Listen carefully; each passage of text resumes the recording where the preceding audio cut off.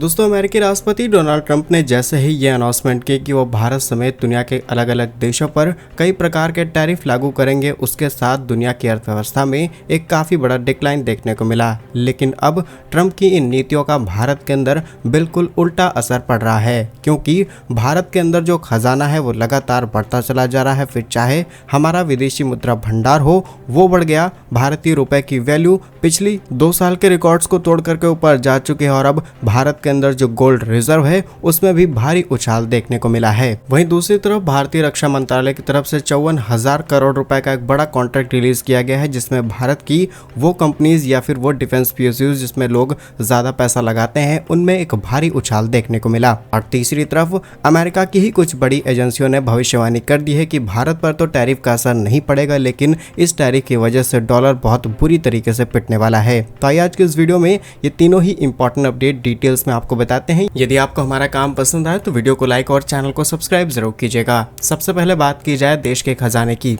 आप जानते होंगे जैसे ही ट्रंप ने अपनी टैरिफ नियम को लागू करने की अनाउंसमेंट की और उस दिन से लेकर के अब तक भारत के विदेशी मुद्रा भंडार में भी काफी बड़ा डिक्लाइन देखने को मिल रहा था, लेकिन सडनली हमें इसमें एक सिग्निफिकेंट ग्रोथ देखने को मिलती है और अब गोल्ड रिजर्व में भी एक अच्छी ग्रोथ देखी जा रही है। भारतीय रिजर्व बैंक यानी कि आरबीआई की रिपोर्ट्स के मुताबिक भारत का विदेशी मुद्रा भंडार 305 मिलियन US बढ़कर के 554.271 बिलियन डॉलर के आसपास हो चुका है। और भारत के विदेशी मुद्रा भंडार में ये जो उछाल देखने को मिला, ये पिछले 2 सालों के बाद देखने को मिला। और ऐसा भी नहीं है कि जो भारत का विदेशी मुद्रा भंडार घट रहा था इसके पीछे विदेशी ताकतें थी। डेफिनेटली लोगों ने भारत से पैसा निकाला है, बट इसके पीछे लॉजिक ये था कि भारतीय रिजर्व बैंक की तरफ से सिस्टम में लिक्विडिटी बढ़ाने के प्रोसेस को शुरू किया गया, जिसके बदले हमने डॉलर खरीदा और इससे भी जो विदेशी मुद्रा भंडार है इसमें डिक्लाइन देखने को मिला।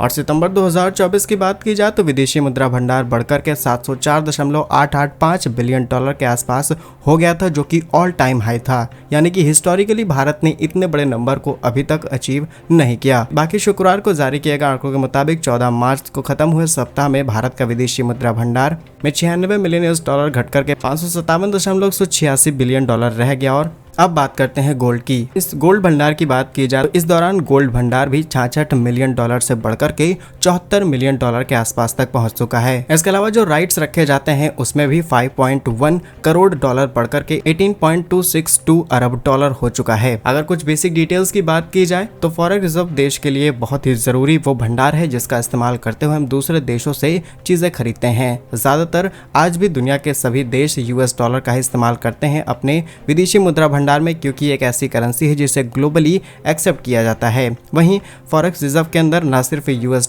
बल्कि Indian rupees, US euro, yen, pounds इन सब को रखा जाता है, so that easier way to हम इंटरनेशनल ट्रेड कर पाएं। सेकंड, गोल्ड रिजर्व की बात की जाए तो इसमें गोल्ड रखा जाता है। और तीसरी चीज होती है स्पेशल ड्राइंग राइट्स। यहाँ पर भी IMF के थ्रू एसेट्स क्रिएट किए जाते हैं जिन्हें हम इंटरनेशनली रिजर्व करके रखें, और कुछ रिजर्व पोजीशन भी IMF के जरिए यहाँ रखी जाती है। तो ये 4 वो मेजर चीजें हैं जिनका इस्तेमाल करते हुए किसी भी देश का विदेशी मुद्रा भंडार काउंट किया जाता है, लेकिन इसमें प्रायोरिटी US और गोल्ड को दी जाती है। और अब बात करते हैं स्टॉक मार्केट से जुड़े हुए, जहां पर भी हमें काफी बड़ा उछाल देखने को मिला। डिफेंस एक्विजिशन काउंसिल यानी DSA ने 54,000 करोड़ रुपए के डिफेंस हथियारों को खरीदने की मंजूरी दे दी है। इसकी मदद से Indian arm forces operation capacity और ज्यादा बढ़ेगी और फाइनेंशियल ईयर 2025 में काउंसिल की तरफ जारी किए जा रहे बजट में करीब 2.2 लाख करोड़ की खरीद के प्रस्ताव हैं। और जैसे ही खबर सामने निकल के आई, डिफेंस कंपनीज या फिर कहें जो स्पेशल और इंपॉर्टेंट डिफेंस पीएसयूज हैं, वहीं एंटीक स्टॉक ब्रेकिंग के मुताबिक Bharat Electronics, Hindustan Aeronautics limited,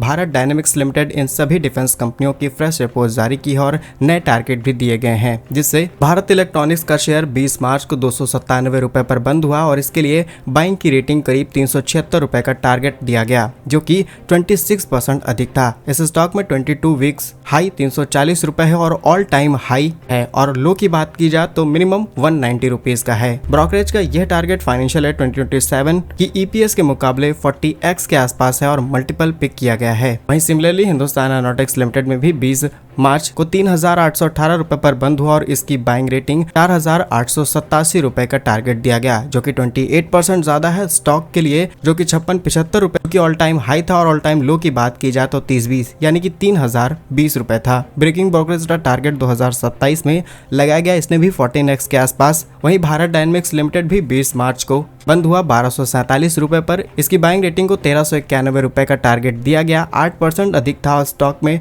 52 weeks high की बात की जाए तो 1795 और ऑल टाइम लो की बात की जाए तो 827 रुपए था। ब्रोकरेज 27 की बात की जाए तो इसने भी 40x के आसपास मल्टीपल पिक किए गए हैं। इसके साथ PTC, Mazagon, these are the important defence company जिनके स्टॉक्स में अच्छा चेंज देखने को मिल रहा है बिकॉज गवर्नमेंट ऑफ इंडिया अब लोकल प्रोडक्शन, लोकल डिफेंस हथियारों को खरीदने पर फोकस कर रही है। और डेफिनेटली ये सारी चीजें लिंक होती हैं इकोनॉमी से, और इकोनॉमी से इम्पैक्ट पड़ता है फॉरेक्स रिजर्व की बात की जाए या फिर गोल्ड की। लास्ट अपडेट की बात करते हैं तो अमेरिका की ही एक एजेंसी ने भविष्यवाणी की है ट्रंप को लेकर के और ट्रंप की टैरिफ नीतियों की वजह से। इससे कहा गया है कि भारत पर तो खास असर नहीं पड़ेगा लेकिन डॉलर को एक अच्छी खासी चोट पहुंच सकती है। लेकिन ट्रंप की टैरिफ नीतियों की वजह से स्टील और केमिकल सेक्टर पर एक बड़ा इम्पैक्ट पड़ेगा। S&P ग्लोबल रेटिंग्स के मुताबिक ये पूरी रिपोर्ट रिलीज की गई है जिसमें अमेरिका रेटिंग एजेंसी ने भी कहा कि भारत की तरफ से अमेरिका को जाने वाला जो गुड्स है उसका ट्रेड सरप्लस में रहता है, इसलिए ये टैरिफ भारत के लिए बहुत ही ज्यादा सेंसिटिव बन जाता है। लेकिन कारण यह है कि अमेरिका अपने टैरिफ को कम करने के लिए भारत के ऊपर